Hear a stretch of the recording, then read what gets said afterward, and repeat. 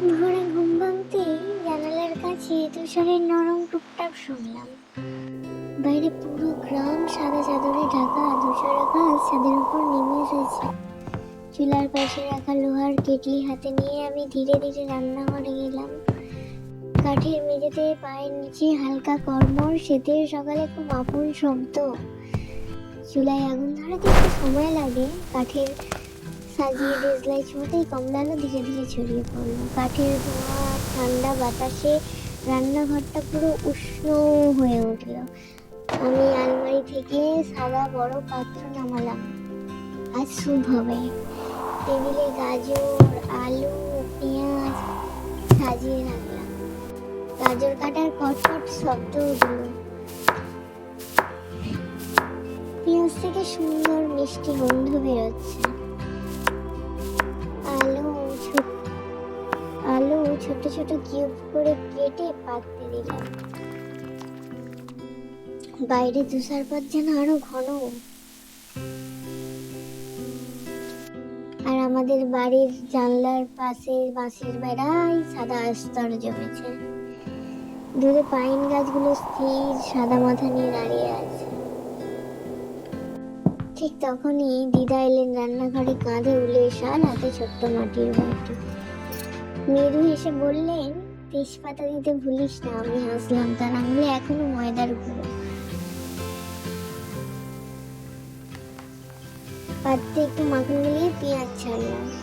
পেঁয়াজ সাজানোর সময় শব্দ নরম বৃষ্টির মতো। পেঁয়াজ স্বচ্ছ হলে গাজর, আলু দিলাম। তার সাথে তেজপাতা, গোলমরিচ, লবণের হালকা ছোঁয়া।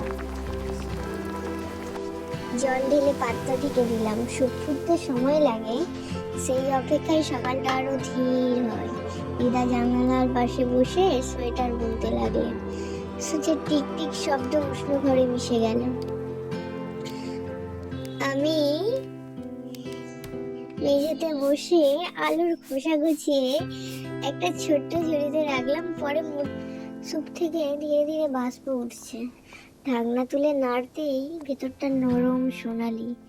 কাঠের চামচে তুলে স্বাদ নিলাম। গরম, মৃদু, খুব ঘরোয়া। দিদা বললেন, It's delicious, dear. I'm glad you like it, Grandma. নরম। তার কণ্ঠ স্থির, দিনের মতো। সব ফুটতে থাকলো। উলের মোজা পরে বাইরে গেলাম। দরজা খুলতেই ঠান্ডা বাতাস কামড়ে বসালো। উঠোনে নরম তুষার জমে আছে। মুরগিরা খোপে গুটি ছিটি মেরে বসে আছে। তাদের জন্য শস্য ছড়িয়ে দিলাম। ঝুড়ির খোসাগুলো রেখে এলাম। দূরে নদীর ধারে কুয়াশা জমে সবকিছু নরম ছবির মতো। ভেতরে খুলে দেখি স্যুপ রেডি। বড় মাটির পাত্রে ঢেলে রাখলাম। পাশে দিদার গরম রুটি। আমরা দুজন জানালা ধরে বসে। বাইরে তুষার থামেনি। ভেতরে অনেকগুলো স্যুপের গন্ধ, গভীর শান্তি। চামচে তুলে স্যুপ মুখে দিতে শরীর থেকে উষ্ণতা ছড়িয়ে পড়ল। খাওয়া শেষে বাসন ধুয়ে গুছিয়ে রাখলাম। দিদা চুলার পাশে বসে হেলান দিয়ে চোখ বুঝলেন। আমি জানালার কাছে ডায়েরি লিখলাম। আজ সারাদিন একবারটি সুপের উষ্ণতা। বাইরে তুষার ছড়িয়ে পড়েছে, ভেতরে আগুন জ্বলছে। আমাদের ছোট্ট রান্নাঘরটি পৃথিবীর সবচেয়ে নিরাপদ জায়গা। তুষার আকাশের নিচে নীরব গ্রামে এক কাপ গরম সুপেতে বসে থাকা, হয়তো এটাই জীবনের সরল সংজ্ঞা।